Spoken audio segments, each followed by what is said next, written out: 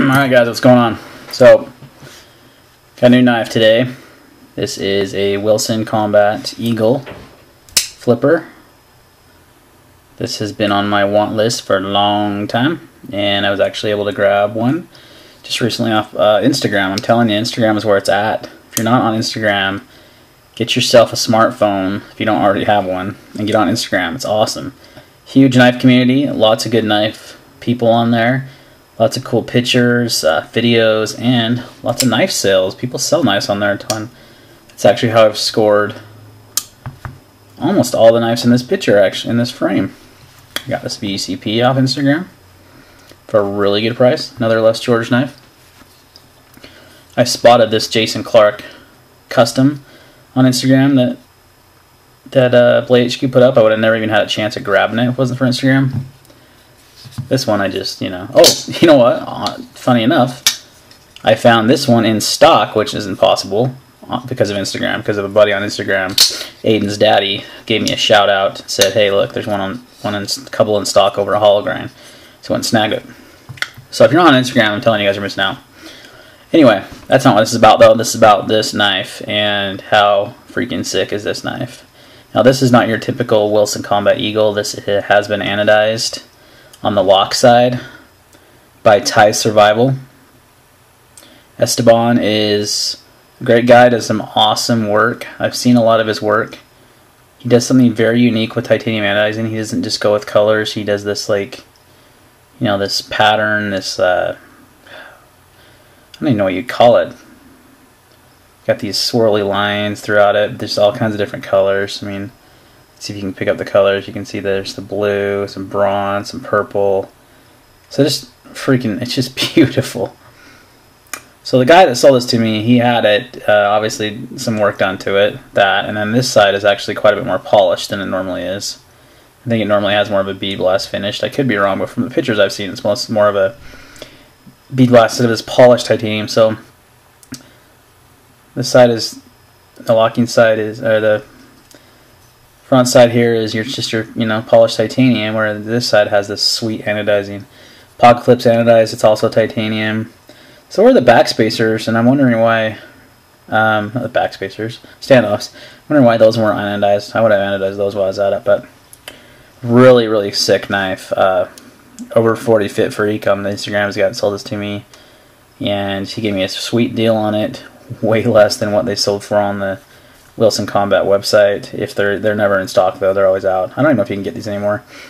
Pretty hard to find unless you find them on the secondary market, and they're usually selling for a bit more than what I paid for this. I got a pretty sweet deal, and it's totally a Grell knife. I love this design. I love this Wilson Combat, this Starburst or whatever they call it design. That's a pretty sweet design. You can see it on the Wilson Combat Omnimzon and the Starbenza, both CRK knives. This knife is in collaboration with Les George. Similar to the VECP being a mid-tech. This is a Les George mid-tech also. Just kind of a collaboration with Les George. With Wilson Combat, excuse me. I would not classify this as a production knife. Wilson Combat doesn't really make knives, and Les George is a custom maker, so we'll call it a mid-tech. I'm pretty sure I'm accurate on that, but someone could correct me on that, but I'm pretty sure. So let's talk about the knife a little bit. Weighs about 4.8 ounces, so it's pretty lightweight for a full titanium frame lock. They accomplished that with these really thin titanium slabs. It's not very thick. It's very thin in the hand, and it helps be lightweight because it's similar in size to this VCP here.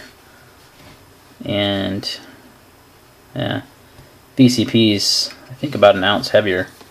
It's got much thicker titanium slabs though. That's why how they accomplished that. And there goes my phone. Sorry about that. So it's pretty lightweight. It is a flipper design. It does not have bearings. It's on washers. I took this apart, and it's still very smooth. It flips very nice. It's got a super strong detent. Listen to this.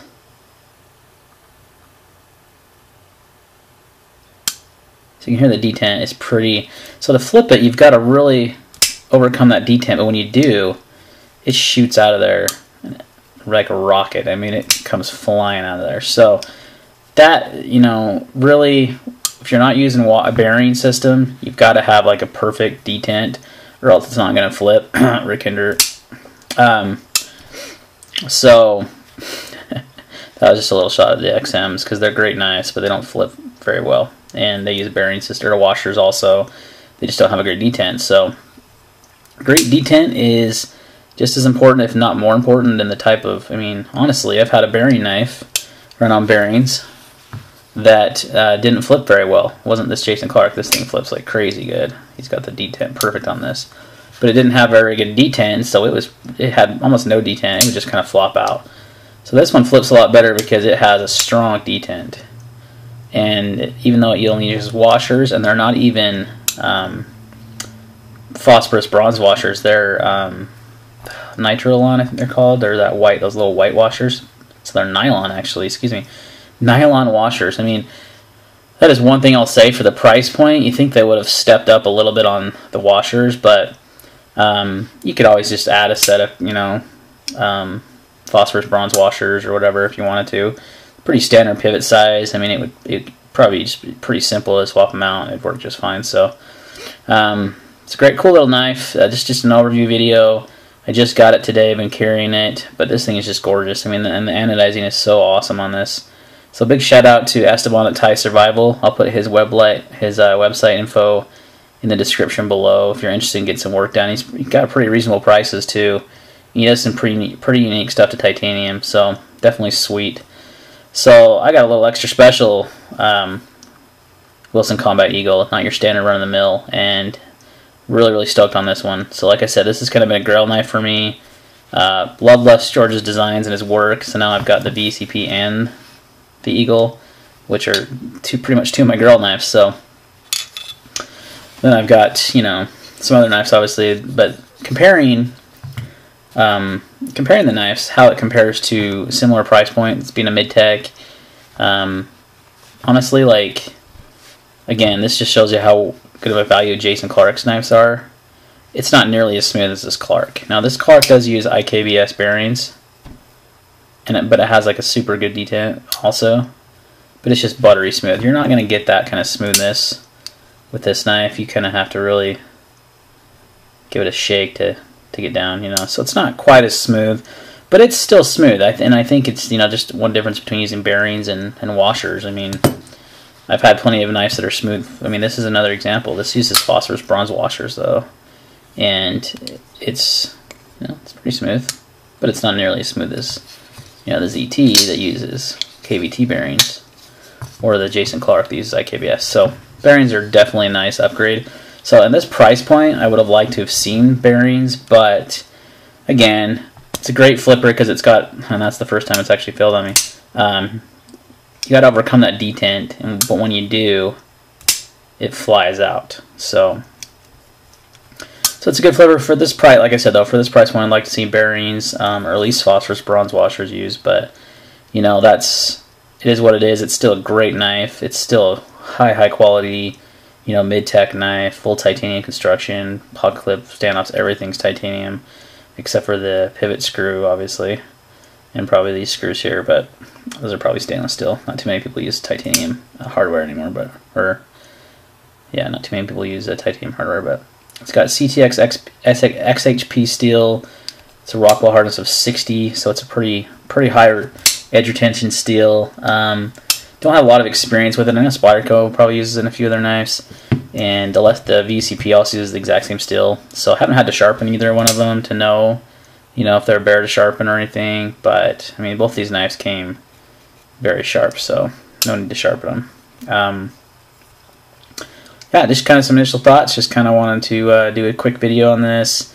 It's a beautiful knife. Totally loving it. Totally digging it. It's one of those gratifying purchases where, you know, you've been looking at it for long time, and you finally are able to snag one at a good price. And I've missed out on a few of these. I missed out on a few VCPs on Blade Forums and on the USN Cove. And man, Instagram, I'm telling you, it's like, maybe I shouldn't even be talking about it. Maybe we should just keep our own little small net community on there so we can all get good deals, because that's where I scored all 4 of those knives basically. So again, not on Instagram. You're silly. You should get on there. You can also do it from your computer. You don't have to have a smartphone. You can go on Instagram.com from your computer and at least, you know, create an account and browse. I'm not sure if you can upload pictures. Haven't tried it, but I do everything from my phone. for the most part. And it also works on the iPad, and there is an app called Padgram that works much better than the Instagram app, because the Instagram app is designed for the iPhone, so on the iPad it doesn't look as good, but Padgram's a really cool app. If you're on an iPad and you want to check out your Instagram, it's much better than using the phone version. So, alright guys, just a little knife horn for you today. Some good looking knives here, and you know, again, another grill achieved. Pretty stoked about it. So kind of on the hunt for the next one. That's kind of half the fun in this hobby, isn't it? Is finding those grails that you just totally love. And I actually did find another one. I don't know if I'd call it a grail, but it's been a knife I've been really interested in for a long time. So I'm gonna actually sell a couple knives to probably fund it. Probably my Emerson CQC7 and my Kershaw Junkyard Dog. Actually, they are up for sale, so I'll probably do a separate sale video for those. But if you're interested in those and you hear it in here, you know, just so you know, those are for sale as well. If you're interested in an Emerson CQC7V or a Kershaw Junkyard Dog. So anyhow, enjoy the video. If you have any questions or comments, leave them below, and I'll see you on the next video.